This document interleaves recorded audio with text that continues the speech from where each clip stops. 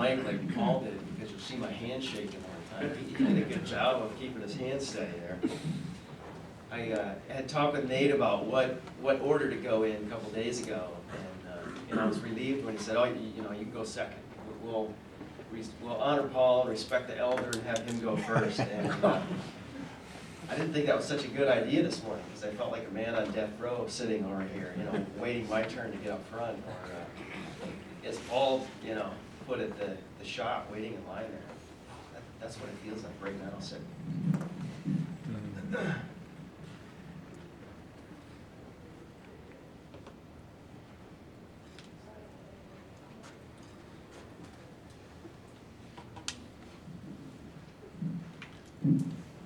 Well, I want to thank Nate for inviting me to speak this morning. I felt really calm about speaking this morning when I got here. Obviously, as you sit and wait, the nerves take over, and you feel nervous about it, but I still want to thank Nate for the opportunity. I love to share my story. I'd prefer to share it at a table with 6 guys, but I'll share it with all these tables of 6 guys this morning. In one way, I want to thank Nate for setting me up, because when he talked to me about this, he said, "Hey, we want to have some ordinary guys speak at men's breakfast." Well, then a couple weeks later, I see the West Shore Happening notes, and it says, come here, 2 ordinary, extraordinary guys speak. And I look over at my wife, and she's nudging me, you know, and she's pointing my name on there.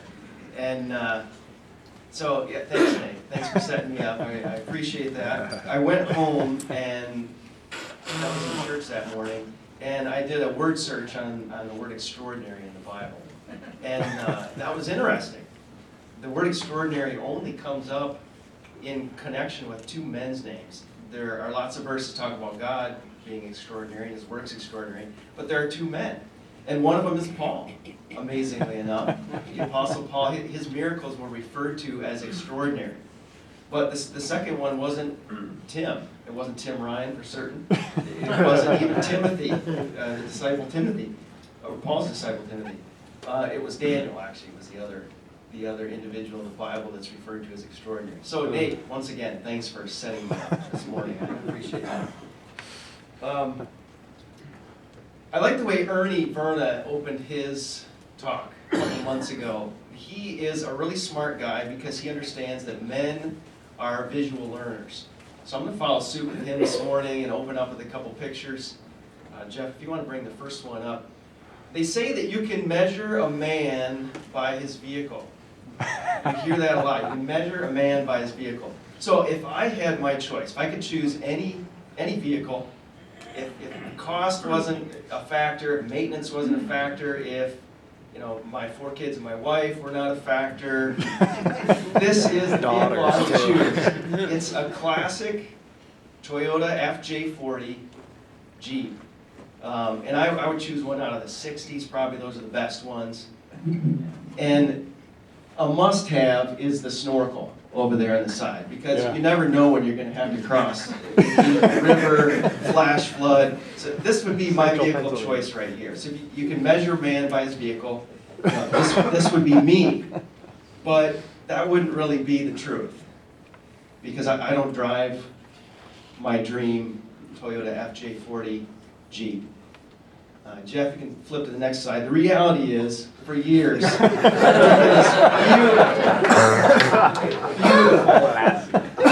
classic, yes, it is classic at this point. It's 1996, Mercury Villager. As you can see down here, the beauty shot of the back end, Villager GS they call it. I don't know why they call it GS, because it's the lowest version you can get. There's no extras, there's no tinted windows, there's no power doors, there's not even a CD player. So why bother to put the GS on there? Just put Villager. So anyways, it has a V6 engine. You can see the monster engine up there in the engine compartment. So this is the reality of the vehicle I drive. And so if you can measure a man by his vehicle, Nate did invite the right guy here this morning, because I'm a pretty ordinary guy. I drive a very, very ordinary vehicle. But that's not the end of the story with my Villager. My Villager is a really ordinary vehicle, but It's part of an extraordinary story in our family. Let me tell you a couple things that are extraordinary about that. One is that we bought this vehicle in year 2000. It had 60,000 miles on it. My oldest daughter was in kindergarten when we bought this car. Within the first year we had it, we were caught in a huge hailstorm in South Dakota.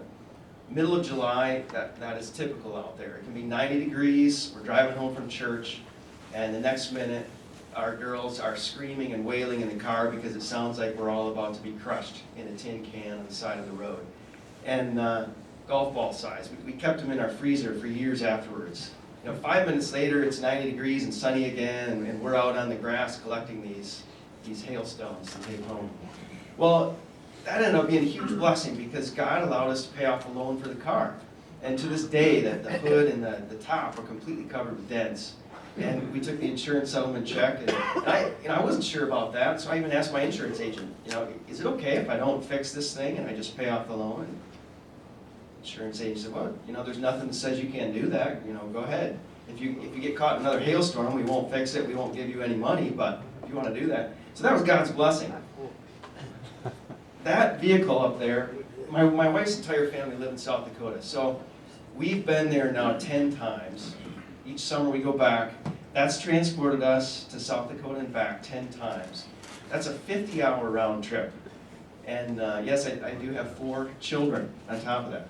So it's 3,000 miles each way. It has never broken down in any of those 3,000-mile round trips.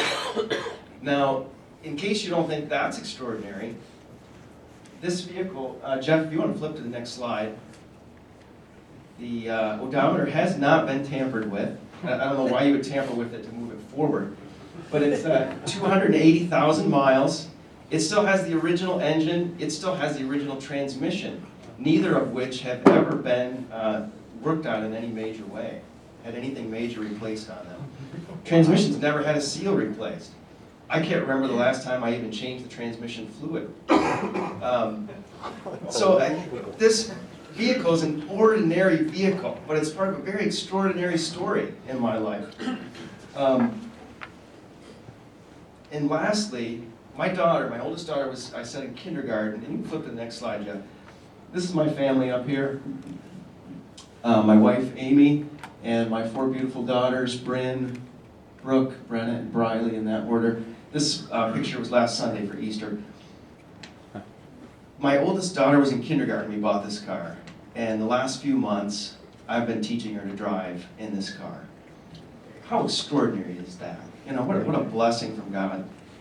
In such an ordinary, small thing. And that's what I wanted to share this morning, really. And I thank Nate again for bringing up this ordinary, extraordinary description. Because my vehicle reminds me that I'm really an ordinary person. But I'm part of an extraordinary story. God's story in our lives, what He wants to do in our lives, is extraordinary. But I'm an ordinary person. And that brings me to a verse. My vehicle reminds me of this. And Jeff, you can take those down for now. Thanks a lot. The Apostle Paul says in 1 Corinthians 4:7, if you want that information. Apostle Paul says, we now have this light shining in our hearts, but we ourselves are like fragile clay jars containing this great treasure. And the great treasure is that light. This makes it clear that our great power is from God and not from ourselves. And if you think about it, in Paul's day, clay pots were very ordinary. They were like a styrofoam cup or like a coffee mug. Everything was contained in clay jars. Spices, oils, water, food. They ate out of those. And so Paul is in effect saying we are very ordinary. He was including himself in that. We're very ordinary. We're like clay jars. We're breakable. We're disposable, like a styrofoam cup. But we contain something extraordinary when God enters our life and God becomes a part of our life. He invites us into something that's very extraordinary. That's the story of my life, and that's what I want to share this morning. Let me start at the beginning. It's interesting. Paul shared a lot from the past in his life. And so I think it's great that what God has laid on my heart this morning is I want to share a lot about the present in my life, meaning the last 10 years. But I do need to start at the beginning. with just a couple words. When I was in high school, this again is part of my ordinary story. I'm probably like a lot of you guys in this room. I grew up in a fairly normal home with a mom and a dad, and I went to church growing up, probably like many of you. And so I would say I lived an ordinary life, a good life, in a good family.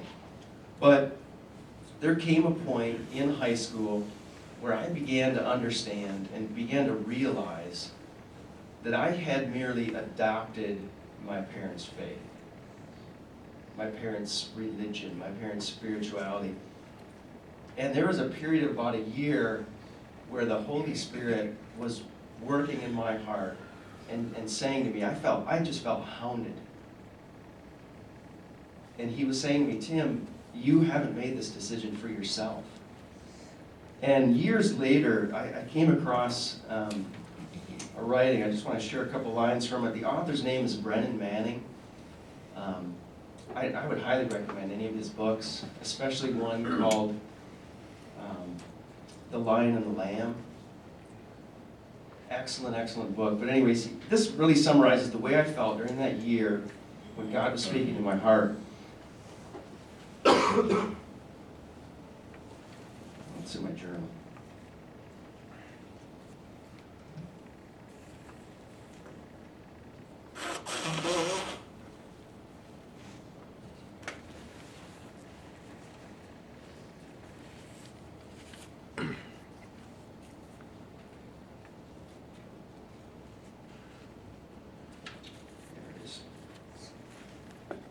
The Lion of Judah, his present risenness, pursues, tracks, and stalks us where we are.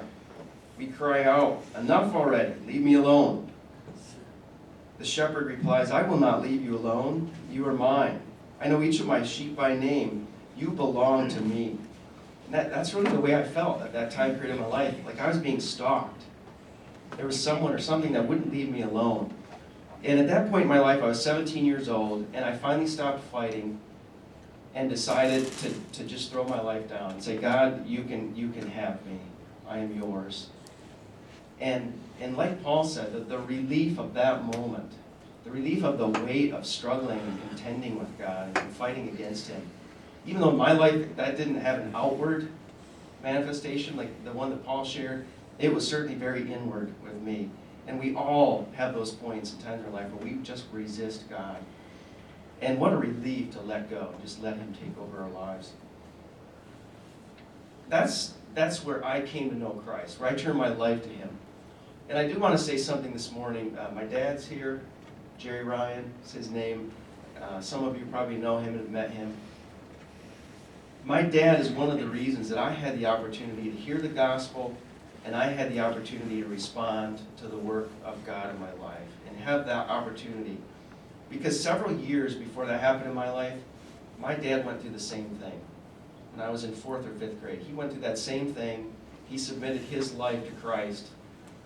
And that's why our family began getting involved in church and going to church. And it's the reason one of the reasons I had the opportunity to hear the gospel.